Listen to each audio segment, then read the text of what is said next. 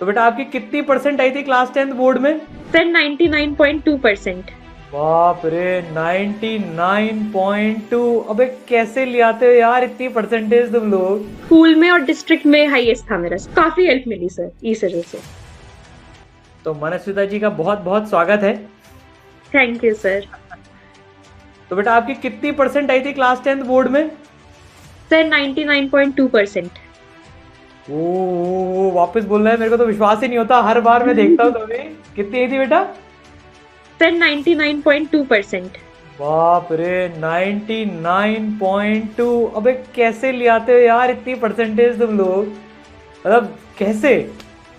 तो मतलब पेपर जब रिजल्ट आया तो रिएक्शन क्या था? यार बहुत बढ़िया आई यार, 0.8 कहाँ कट गए हैं? सर रिएक्शन बहुत ज्यादा शॉक थी मैं देख के रिजल्ट, क्योंकि इतना ज्यादा कोई भी एक्सपेक्ट नहीं करता। क्योंकि मैंने मेहनत बहुत करी थी, एग्जाम्स भी अच्छे गए थे। बट मम्मी पापा दोनों मेरे टीचिंग प्रोफेशन में हैं, तो दोनों का ये कहना था कि आप ज्यादा एक्सपेक्टेशन मत रखना, because these are board exams, these are not home exams. तो बोर्ड एग्जाम्स में क्या होता है, इट इज वेरी अनप्रिडिक्टेबल।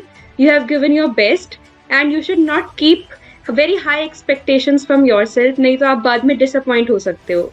तो मैंने बहुत अपनी बस इतनी एक्सपेक्टेशंस रखी थी कि 90 से 100 के बीच में कितने भी आ सकते हैं, इतना एक्सपेक्ट किया था बस। But when it appeared on the screen the result, मतलब जो खुशी हुई थी सर, उसको मैं शब्दों में बयान नहीं कर सकती सर। बहुत मेहनत थी सर उसके पीछे।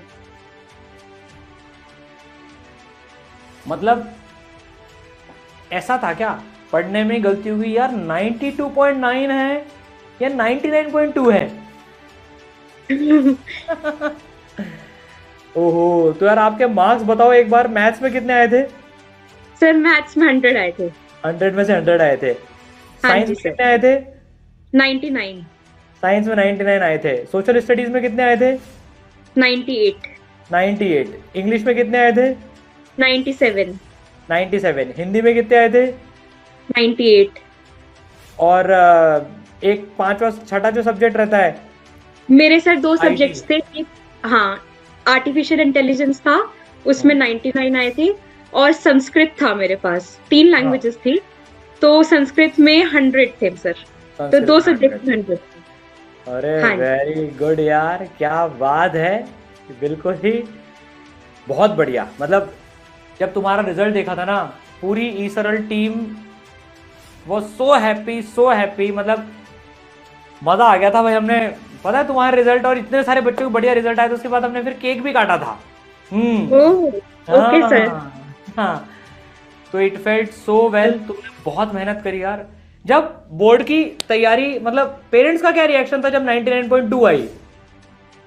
सर मैं एक्चुअली, मेरी मम्मी कंप्यूटर टीचर है, मतलब वो आईटी और एआई पढ़ाती हैं। तो मेरा क्या था कि स्कूल के बाद मैं मम्मी के पास जाती हूँ, तो उस दिन एक्सपेक्टेड था कि 10th का रिजल्ट आएगा, क्योंकि क्लास 12 का रिजल्ट आ चुका था उस टाइम तक। तो ये था कि 10th का भी आ जाएगा, क्योंकि पिछले 3 से 4 साल से 10th और 12th का एक ही दिन आता है। और मेरी मम्मी क्योंकि इस डिपार्टमेंट से हैं, तो वो एग्जामिनेशन में भी हैं, तो इसलिए मम्मी का भी मतलब काम रहता है उस दिन 10th 12th का रिजल्ट निकालने में। तो मम्मी वहीं लैब में थी और वहां पे मैंने बैग रखा, और उसके बाद मैं किसी काम से चली गई। फिर मैं वापस आई तो देखा कि रिजल्ट आ गया। हाँ। तो फिर मम्मी ने मुझे रिजल्ट दिखाया, तो उन्होंने कहा कि 2 सब्जेक्ट्स में 100 है। मैंने बोला 100 है? फिर मैंने देखा शीट में, तो सर देख के मतलब बहुत ज्यादा खुशी हुई सर, कि जो मैंने मेहनत करी तो उसके हिसाब से मेरे अच्छे मार्क्स आए। भाई साहब क्या बात है, क्या बात है, मम्मी भी अनबिलीवेबल। बहुत खुश थी। मतलब बेटा 99.2% बहुत रेयरली देखने को मिलती है यार, मतलब दिस इज वंडर। तो स्कूल में तो आपका ही सबसे ज्यादा होगा या आपसे भी ज्यादा किसी का था? नहीं सर, स्कूल में और डिस्ट्रिक्ट में हाईएस्ट था मेरा सर। स्कूल और डिस्ट्रिक्ट दोनों में हाईएस्ट था? हाँ जी सर। ओके। अच्छा, प्री बोर्ड में कितने मार्क्स आए थे? सर प्री बोर्ड 2 होते हैं, प्री बोर्ड 1 और 2। तो प्री बोर्ड 1 में मेरे इंग्लिश, हिंदी और सोशल साइंस, इन तीनों में 78 79 ऐसे आए 80 में से। बट मैथ्स और साइंस में बहुत ज़्यादा कम आए थे सर। मतलब मेरे 70 मार्क्स भी पूरे नहीं आए थे 80 में से। 65 मैथ्स में आए थे और 69 साइंस में आए थे सर। अरे बाप रे, क्या बात कर रहे हो? हाँ जी सर, नवंबर वाले प्री बोर्ड में। ओहो, तब तो फिर बिल्कुल ही उम्मीद छूट गई होगी कि 95 के ऊपर एक्चुअल बोर्ड में आएंगे भी नहीं आएंगे। बिल्कुल सर, मतलब नवंबर में सोचो तीन तीन महीने रह गए बस एग्जाम के लिए, और एक बच्चा और उसके इतने कम मार्क्स आए, तो मैं सर बहुत ज्यादा वैसी सिचुएशन में थी कि होपलेस सिचुएशन में थी कि मैं क्या करूं सर। तो उसके बाद क्योंकि शुरू से ही मैं सेल्फ स्टडी करती थी सर, ट्यूशन में नहीं गई, मैं मैथ्स और साइंस किसी भी सब्जेक्ट की ट्यूशन पे नहीं गई, तो सेल्फ स्टडी था सर। और कोचिंग की मेरे को आदत नहीं है, तो कोचिंग मुझे वैसे भी नहीं लगानी थी। तो मैंने ये डिसाइड किया कि सेल्फ स्टडी से ही करना है जो करना है, मैथ्स और साइंस में इम्प्रूवमेंट लानी है। तो this was something which popped out in my head कि अगर कुछ ऑनलाइन हो सकता हो तो मैं ऑनलाइन गाइडेंस चाहती हूँ। फिर मैंने रिसर्च किया और फिर मुझे ई सरल के बारे में पता चला सर। फिर ई सरल के ही एक कोर्स में मैंने एनरोल किया और सर उससे बहुत गाइडेंस मिली मुझे। दो मेरी सेल्फ स्टडी भी थी, एनसीईआरटी और एक्स्ट्रा बुक्स, बट ई सरल से एक गाइडेंस मिली सर। जैसे कि ई सरल में आपकी भी एक वीडियो देखी थी मैंने, लेफ्ट हैंड रूल वाली, वो मुझे आता नहीं था सर, ढंग से समझ में नहीं आता था, तो उनसे भी काफ़ी हेल्प मिली एनिमेटेड वीडियोस से। और जो असाइनमेंट्स वगैरह होती थी, असाइनमेंट्स जो ऐप पे होती थी, एनिमेटेड वीडियोस, और कुछ पीरियोडिकली हमारे टेस्ट होते थे 3 आवर्स की सीटिंग में एक टेस्ट होता था ऑनलाइन, तो वो भी मैं करती थी ओकेजनली। तो काफ़ी हेल्प मिली सर ई सरल से, स्पेशली मैथ्स और साइंस में। अरे वाह, क्या बात है। तो अब यार ये बताओ, आपका जब लास्ट के दिनों में मतलब आपका टाइम टेबल क्या रहता था? जब आप पढ़ते थे, जब आप स्कूल जाते थे रेगुलरली, तब आपका टाइम टेबल क्या रहता था, पहले वो बताओ। सर जब मैं स्कूल जाती थी तो फिर घर में एक्चुअली लिमिटेड टाइम बचता है जब स्कूल से घर आओ, तो जो स्कूल में हो रहा है उसी के हिसाब से, ऐसा कोई फिक्स टाइम टेबल नहीं था। पर स्कूल में जो भी टॉपिक चल रहा है उसको मैं घर आके कॉम्प्रिहेंसिवली पढ़ती थी। जिस भी सब्जेक्ट का जो भी चल रहा है वो प्रायोरिटी लिस्ट उसी हिसाब से करती थी सेट, कि कौन से सब्जेक्ट्स अभी कौन से सब्जेक्ट का कौन सा काम ज़्यादा इम्पोर्टेंट है, तो उसके हिसाब से एक प्रायोरिटी लिस्ट बना के जो स्कूल में टॉपिक चल रहा है उसके हिसाब से। और मैं नोट्स में बहुत ज़्यादा बिलीव करती थी, तो मैं अपने ही हैंडमेड नोट्स बनाती थी, तो मेरा ज़्यादा से ज़्यादा टाइम नोट्स बनाने में जाता था। और मेरा हमेशा यही मानना रहता था कि when you have made good notes you are half way there, because वो नोट्स ही आपको एग्जाम में काम आएंगे, चाहे आप कितनी भी रिविजन्स कर लो, बट एग्जाम से एक दिन पहले आपको पढ़ने के लिए नोट्स चाहिए। तो सॉलिड स्टडी मटेरियल बनाने में मेरा टाइम जाता था सर सारा। ओके। और Yes. लास्ट में आपका लास्ट के दिनों में जब जैसे प्री बोर्ड 2 हो गए, जैसे जब अभी जैसे अब जो बच्चों का समय आने वाला है फरवरी में, उस टाइम हाँ आपका क्या शेड्यूल रहता था बेटा? उस टाइम सर स्कूल का ब्रेक हो जाता है, तो स्कूल का हमारा ब्रेक चल रहा था, विंटर ब्रेक, और उसके बाद भी ब्रेक हो जाता है। तो उसमें फिर जैसे स्कूल से आके तो 2-3 घंटे ही पढ़ सकते हैं, बट जब ब्रेक होता था तो फिर मैं ज़्यादा पढ़ती थी, 8 to 10 आवर्स रोज पढ़ती थी सर लास्ट के 1-2 महीने में। और हाँ सर, तो उसमें भी सबको मैं कोशिश करती थी कि सारे सब्जेक्ट्स को इक्वली टाइम डिवोट करूं, बट स्पेशल अटेंशन मैं मैथ्स और साइंस को देती थी क्योंकि उसमें मेरी लैगिंग थी सर, क्योंकि उसमें कम मार्क्स आए थे। तो शुरू से रिवीजन करना स्टार्ट किया मैंने मैथ्स में भी, एक एक चैप्टर उठा के, पहले एनसीईआरटी से, फिर एक्स्ट्रा बुक से, फिर ई सरल पे भी जो क्वेश्चंस होते थे वो सॉल्व करती थी। तो मतलब जो टाइम एक चैप्टर को चाहिए वो सारा देती थी, मतलब I started from scratch. Okay, तो मतलब जो प्री बोर्ड ने झटका दे दिया था। हाँ जी सर। ओहो, तो मतलब 8 से 10 घंटे की तो आपने पढ़ाई करी है। हाँ बहुत जी बढ़िया। सर। और आपकी मेहनत रंग लाई। तो चलो अब एक एक सब्जेक्ट की बात कर लेते हैं बेटा। जैसे मैथ्स में आपके 100 आउट ऑफ 100 आए, है ना? हाँ जी। तो मैथ्स में आपने, मैं 2 सवाल पूछूंगा। जैसे पहले मैथ्स में आपने एग्जाम के पहले कैसे क्या क्या करा, मैथ्स में कैसे रिवीजन करा मैथ्स का?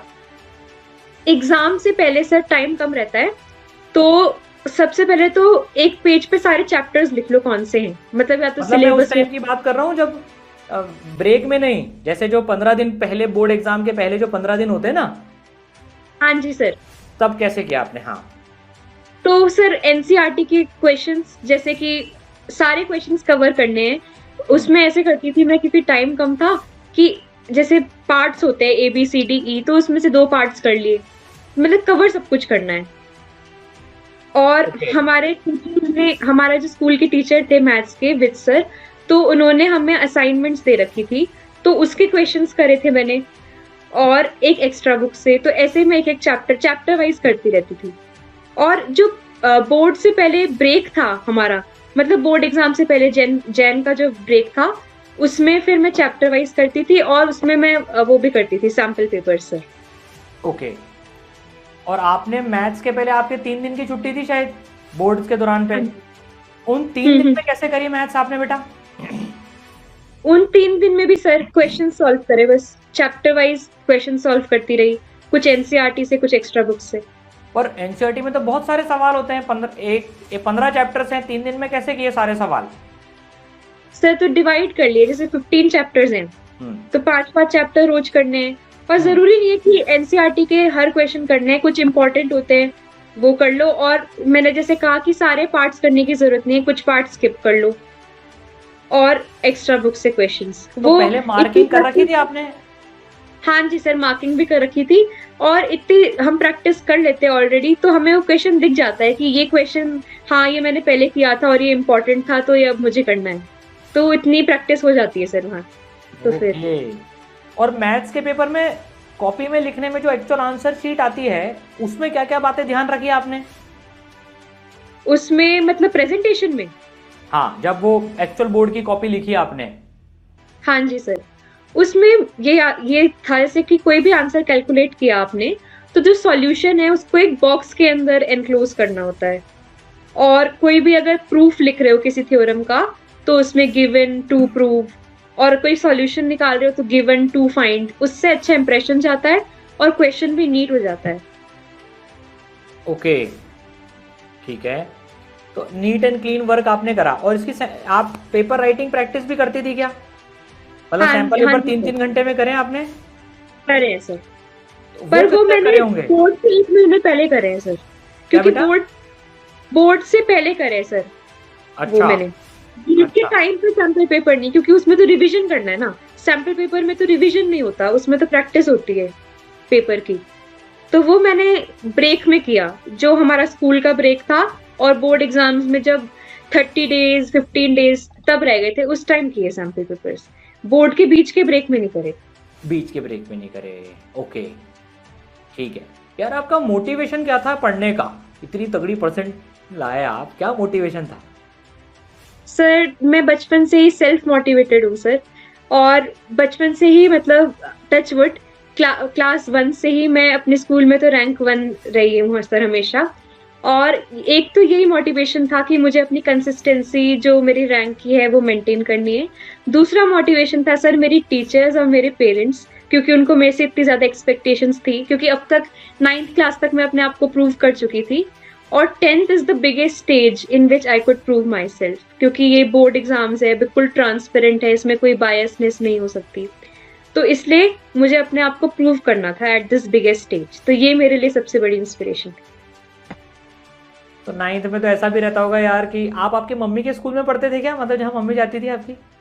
हाँ जी सर, वहीं पढ़ती हूँ। तो कई बार तो ऐसा भी सुनने को मिला होगा मेहनत को, जब कई बच्चे जेलेसी और उसमें करते हैं कि यार इनकी मम्मी टीचर है तो इनके नंबर भी ज्यादा आ जाते हैं, हुआ ऐसा कभी? हाँ जी सर, बिल्कुल, और मेरी मम्मी तो एग्जामिनेशन इंचार्ज भी है ना, तो इसलिए तो वो कहीं at the back of mind रहता होगा, बट बोर्ड एग्जाम्स क्योंकि ट्रांसपेरेंट हैं, तो आई प्रूव्ड माई सेल्फ सर।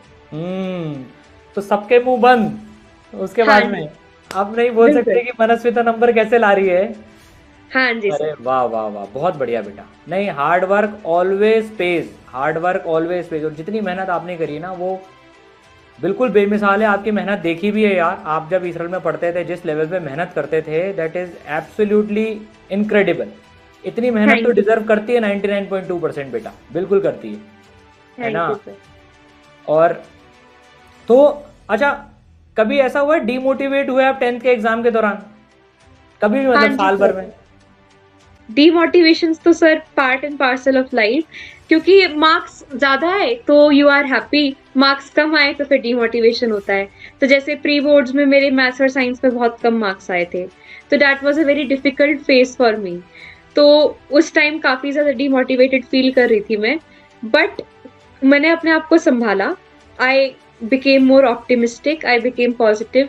और क्योंकि मैंने सोचा कि अगर मैं हिम्मत हार जाऊंगी तो I have already lost the battle. और अगर मैं अपनी रेजिलियंस से और अपनी मेहनत से अगर मैं अपने इस फेज को ओवरकम कर सकती हूँ, तो वो मेरे लिए अच्छी बात होगी। तो इसलिए आई स्टार्टेड गेटिंग डीमोटिवेटेड, पर मैंने उसको ओवर पावर नहीं करने दिया, और मैंने अपने आप को संभाला कि I have to do this, और फिर मैं अपने आप को मोटिवेट किया दोबारा से। वाह यार, ऐसे छोटे छोटे बच्चे भी कैसे कर लेते हैं? तू तो एकदम बड़ों जैसी बात करती है यार। बड़े बड़े लोग भी ऐसी बात नहीं करते कि देखो रेजिलियंस डेवलप करा और ये करा। वाह यार, क्या बात है! ये कितनी बड़ी बात सिखाई है आज मेरे को भी बेटा तूने, कि देखो कभी भी नहीं सर, डीमोटिवेशन को अपने ऊपर ओवर पावर नहीं करने देना होता है। बिल्कुल so sir, proud of you. Thank you sir. अच्छा, इंस्टाग्राम पे अकाउंट था क्या? नहीं था सर, नहीं था 10th के पक्का? बाद बनाया था मैंने। और 10th क्लास सर बहुत छोटी क्लास है अकाउंट बनाने के लिए। मैं अपनी, जैसे मुझे रील्स वगैरह देखनी होती थी तो मैं अपनी मम्मी के फोन से देख लेती थी, बट मेरा खुद का अकाउंट नहीं था सर। ओके। ये बहुत बड़ी डिस्ट्रैक्शन है सर, 10th के लिए तो बिल्कुल भी नहीं होना चाहिए अकाउंट। और मोबाइल था, स्मार्टफोन खुद का? सर था, पर उस पे वो उसके लिए था, जैसे यूट्यूब पे कोई वीडियो देखनी हो, या फिर ई सरल भी जैसे मैं ऐप यूज करती थी, तो उसके लिए टैब है सर मेरे पास। बट वैसे इतना मैं एक्टिव नहीं थी सर फोन पे। तो कितना घंटा ऐसे मोबाइल करती थी अदर देन एकेडमिक्स? सर दिन में 1.5 आवर, इतना तो सर चाहिए भी होता है। हेल्दी, अगर हेल्दी यूज करो मोबाइल का तो it is not that bad, but as a distraction नहीं होना चाहिए सर। तो 1.5 आवर रोज अगर कर रहे हो तो it is not harmful, I feel. बिल्कुल सही और बात। जो देख रहे हो वो भी बहुत मैटर करता है। इफ यू आर, जैसे मेरे को कोट्स का बहुत शौक है तो मैं कोट्स देखती रहती हूँ, तो दैट इज गुड कंटेंट। अगर आप अच्छी चीजें देख रहे हो तो it is not harmful for studies also. अच्छा, अब जैसे, मोटिवेशनल कोट्स? हाँ जी सर, मोटिवेशनल भी, और मुझे शायरी वगैरह का भी शौक है तो मैं वो भी देखती रहती हूँ। तो उससे आपकी वो भी वोकैबुलरी भी बढ़ती है सर, कोट्स पढ़ने से तो इंग्लिश हिंदी में भी काम आता है। तो ऐसी चीजें अगर आप कर रहे हो तो इट इज नॉट बैड। बच्चा, अच्छा बच्चा हर जगह अपने काम की चीज ढूंढ ही लेता है। हाँ जी सर। वेरी गुड बेटा, वेरी गुड। तो मतलब चलो, तो मैथ्स की बात हुई, अब साइंस की बात करते हैं। तो साइंस की तैयारी आपने कैसे करी लास्ट डेज पर? सर साइंस की तैयारी तो उसमें मैं, हमारी जो टीचर थी साइंस की, उनका बस यही फोकस रहता था हमेशा। वही कहती थी कि एनसीईआरटी करो, क्योंकि साइंस में एक्स्ट्रा बुक्स में काफी ज्यादा डिटेल होती है। और ये कोई कॉम्पिटिटिव एग्जाम नहीं है, ये बोर्ड एग्जाम है, तो इसमें सिर्फ एनसीईआरटी से आता है। तो NCERT was a must for class 10। तो शुरू में मेरे को ये बात समझने में थोड़ा टाइम लगा, क्योंकि 9th क्लास तक मैं एक्स्ट्रा बुक्स से पढ़ती थी साइंस। और हमारी क्लास 10th में नई टीचर आई थी, and she is very experience sir, उनको 30 ईयर्स से भी ज्यादा का एक्सपीरियंस है, वो दूसरे स्कूल से आई थी। तो उन्होंने हमें ये समझाया सबसे पहली बात कि एनसीईआरटी करनी है। तो I kept my fundamentals very strong NCERT पढ़ के। और एनसीईआरटी पढ़ के और उसके मैं नोट्स भी बनाती थी कुछ, जैसे लाइफ प्रोसेसेस चैप्टर है तो उसमें डायग्राम्स वगैरह बनाने जरूरी होते हैं, तो उसके लिए नोट्स जरूरी होते हैं।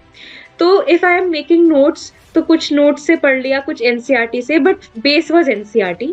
और पढ़ के साइंस में पढ़ना is not enough, you have to solve questions also. ये बात मुझे बाद में समझ में आई जब मेरे कम मार्क्स आए कि notes is not enough, you have also to make, you also have to practise questions. तो क्वेश्चंस प्रैक्टिस करना स्टार्ट करें, जैसे MCQs, assertion reasoning, case based, ये डिफरेंट वैरायटी ऑफ क्वेश्चन से कंसेप्ट क्लैरिटी भी बढ़ती गई सर मेरी, और फिर उससे स्कोर इम्प्रूव हुआ। अरे वेरी गुड यार। तो बेटा तू तो कहाँ 65 से, मतलब एक तरह से 85 से 98 तक पहुंची? 99। हाँ जी 99 सर। तक? एक नंबर कहाँ कट गया यार? पता नहीं सर, बोर्ड एग्जाम्स शायद उसमें कटा होगा, एमसीक्यू में कटा होगा सर एक। एमसीक्यू में कटा क्योंकि होगा। आई एम श्योर उसमें जो डिस्क्रिप्टिव क्वेश्चन था उसमें तो मेरा नहीं कटा होगा, वो तो सारे सही लिखे थे मैंने। हम्म। एमसीक्यू में ही कटा होगा सर। ओहो, तो इसका वैसा नहीं लगा यार, एक नंबर और आ जाता, एक में 100 में से 100 और आ जाते? हाँ जी सर, लगा। स्पेशली मुझे सोशल साइंस के लिए लगा सर, क्योंकि उसमें ना सोशल साइंस में सारे लॉन्ग आंसर, शॉर्ट आंसर सब अच्छे लिखे, बस 2 एमसीक्यू गलत हो गए मेरे। मेरे को घर आके पता चल गया था, क्योंकि डेटा बहुत होता है ना सर, तो कुछ डेटा याद ना रहे तो फिर वो एमसीक्यूज 2 गलत हो गए। तो सोशल साइंस के लिए मेरे मन में था कि 100 आ सकते थे मेरे। ओहो, अगर उसमें 100 आते तो 99.6 हो जाती फिर परसेंटाइल। बिल्कुल। अरे बाप रे, चलो सोशल स्टडी की बात। अच्छा, तो इंग्लिश में, सॉरी, ये साइंस में पेपर लिखते टाइम क्या ध्यान रखा आपने? सर साइंस में प्रेजेंटेशन अच्छी रखी मैंने, और जहाँ पे भी जरूरी था क्वेश्चन के अंदर भी डायग्राम बनाया, और केमिकल इक्वेशंस को अच्छे से लिखा, क्योंकि केमिकल इक्वेशंस में बच्चे गलती करते हैं, तो केमिकल इक्वेशंस को ध्यान रखा। फिजिक्स में बहुत सारे न्यूमेरिकल्स सॉल्व करे थे, तो न्यूमेरिकल्स कैसे सॉल्व करने हैं पेपर में वो भी एक तरीका होता है, उसके भी शॉर्टकट्स होते हैं, तो वो सब कुछ। वो सारी और चीजें करी आपने? लिखने में अंडरलाइन कर दो कोई भी आंसर है उसको। ओके। और गैप कितना था आपके साइंस के पेपर में बेटा? सर याद नहीं है। 3 दिन था आई शायद, थिंक जितना मुझे हाँ, याद है, 2-3 शायद दिन था। 2-3 दिन ही दो था आपके तो गैप शायद।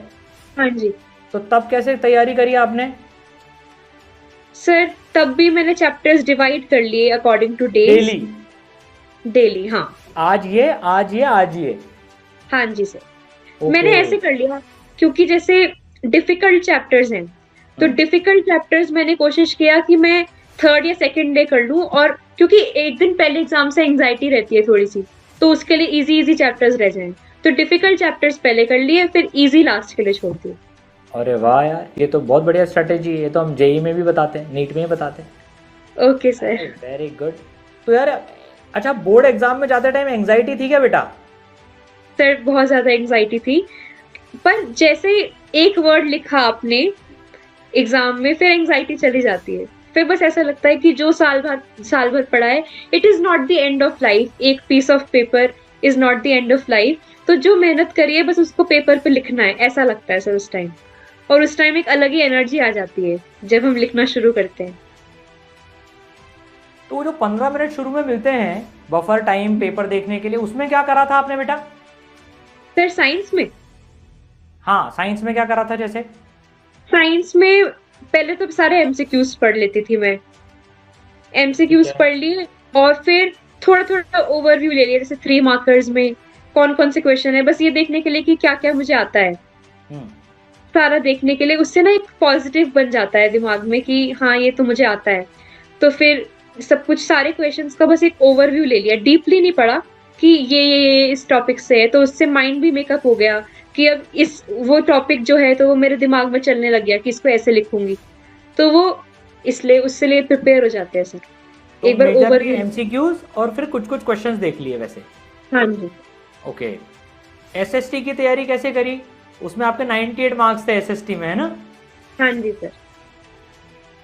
तो एसएसटी में सर, एसएसटी में मैंने सारे चैप्टर्स को बहुत डीपली पढ़ा, क्योंकि एसएसटी में कुछ बच्चों का ये मानना रहता है कि we will only do important questions, but important questions is not all, क्योंकि एमसीक्यूज जो बीच के बनते हैं वो बहुत बहुत चैप्टर की डिटेल से बनते हैं, और जो डायरेक्ट क्वेश्चंस भी हैं तो कई बार ट्विस्टेड होके आ जाते हैं, तो पूरा चैप्टर आना चाहिए, ये नहीं कि बेसिकली कुछ इम्पोर्टेंट क्वेश्चंस। तो पूरा चैप्टर ही मैं रिवाइज करती थी सर, और मैं नोट्स बनाती थी एनसीईआरटी से, तो हैंडमेड नोट्स बहुत बड़ा रोल रहा उसका एसएसटी में। तो हर एक सब्जेक्ट, जैसे history, geography, political science, economics, तो सबकी नोट्स बनाती थी और फ्लो चार्ट फॉर्म में बनाती थी, तो वो कंसोलिडेट करना आसान रहता है। ओके, क्या बात है, बहुत मेहनत करिए बेटा, बहुत मेहनत करिए। वो दिखता है जब आप इतने कॉन्फिडेंटली बता पाते हो, और आपकी मेहनत ने आपको 99.2% दिलाई। ग्रेट। अच्छा, गैप में कैसे पढ़ी एसएसटी? क्योंकि उसमें तो 4 किताबें होती और 3 दिन की छुट्टी थी। सर नोट से ही पढ़ा। नोट से ही पढ़ा? कोई एक्स्ट्रा किताब नहीं करी उस दौरान पे? नहीं सर, 10th क्लास में किसी भी सब्जेक्ट में एक्सेप्ट मैथ्स कोई एक्स्ट्रा बुक की कोई ज़रूरत नहीं है। थ्योरी सब्जेक्ट्स में तो बिल्कुल भी नहीं सर। ओके। तो सिर्फ़ और सिर्फ़ एनसीईआरटी, उसी से एडहियर्ड मेरे नोट्स थे, वही पढ़ा था।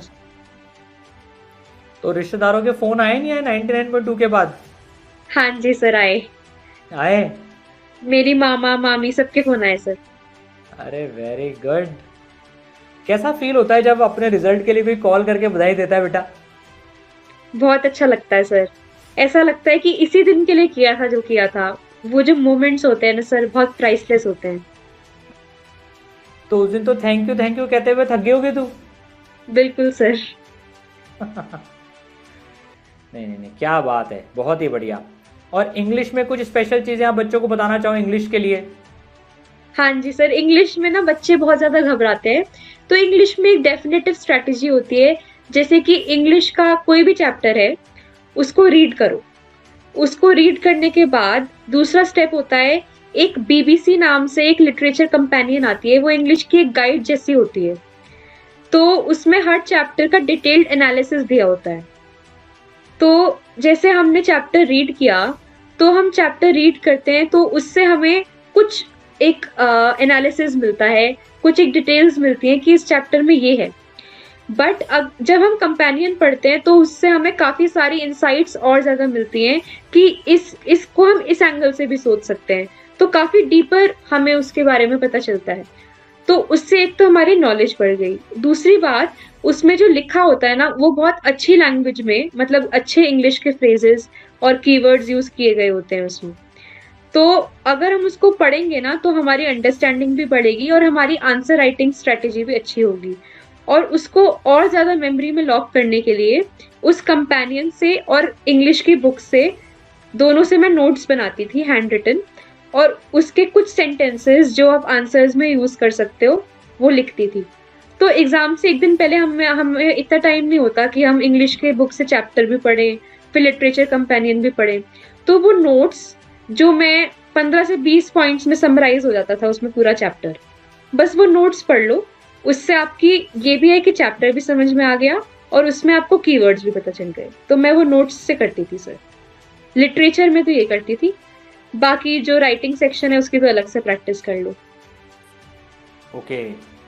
आप कहाँ रहते हो बेटा? सर मैं हरियाणा सोनीपत।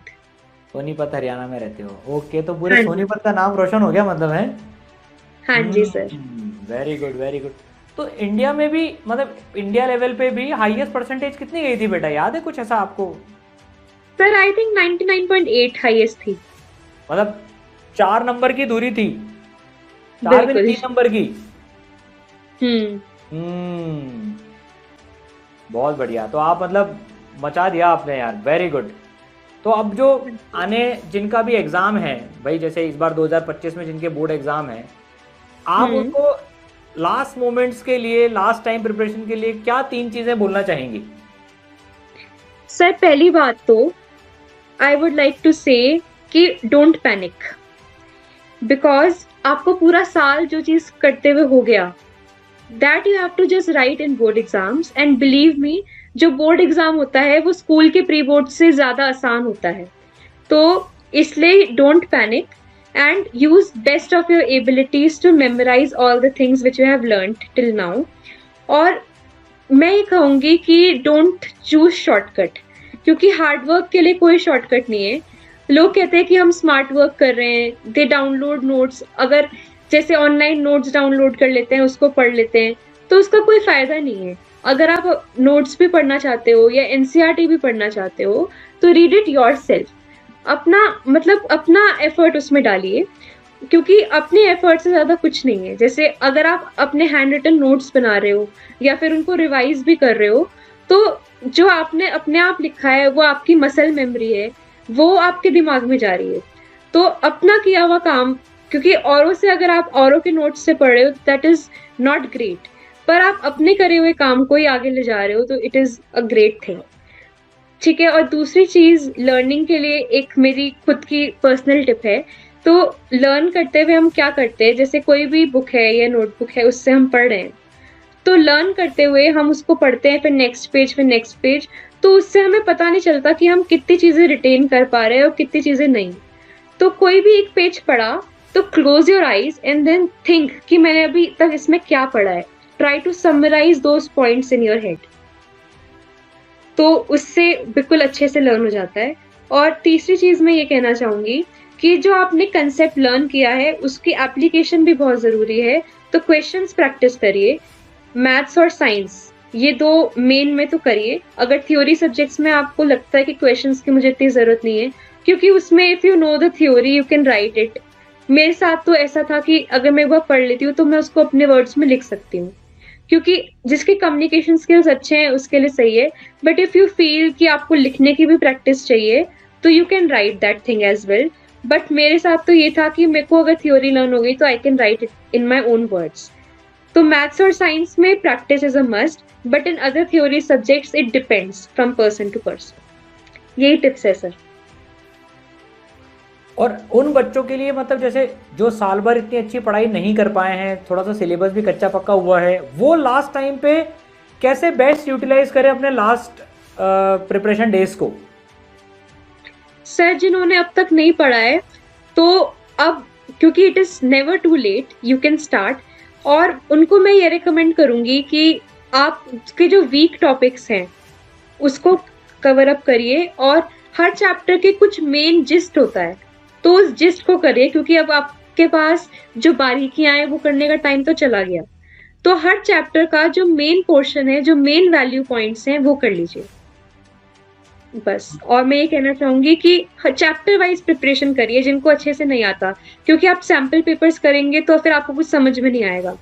तो जो चैप्टर्स आपके वीक हैं उसी को ध्यान रखिए।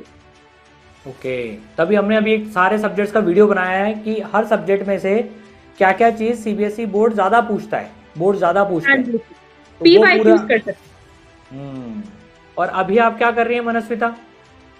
सर क्लास 11th में मैंने ह्यूमैनिटी स्ट्रीम ली है, और उसी में सर अच्छा लग रहा है सर, क्योंकि अपने चॉइस के सब्जेक्ट्स हैं तो। वेरी गुड, हाँ क्या बात है। तो फाइनल एग्जाम से तैयारी कर रही हैं आप? हाँ जी sir. Very good, very good यार। मतलब इसमें बहुत अच्छी बात है कि आपने अपने मन की स्ट्रीम चुनी, दैट्स वेरी कमेंडेबल। बहुत सारे लोगों ने बोला होगा ना मैथ साइंस ले लो, ये ले लो, वो ले लो। बिल्कुल सर, बिल्कुल सर, क्योंकि ना मैथ्स में 100 मार्क्स आए, साइंस में 99 आए, तो all were like that you should go for PCM. But मैंने औरों को फॉलो ना करते हुए जो मेरे दिल ने कहा कि जो सब्जेक्ट्स मैं कर सकती हूँ अच्छे से इंटरेस्ट से, वो लिया। तो you should always listen to your heart, और जो आपकी कॉलिंग है उसी की तरफ आपको आगे बढ़ना चाहिए। अब पीयर प्रेशर में आके या फिर सोसाइटल प्रेशर में आके आपको वो सब्जेक्ट्स नहीं लेने चाहिए।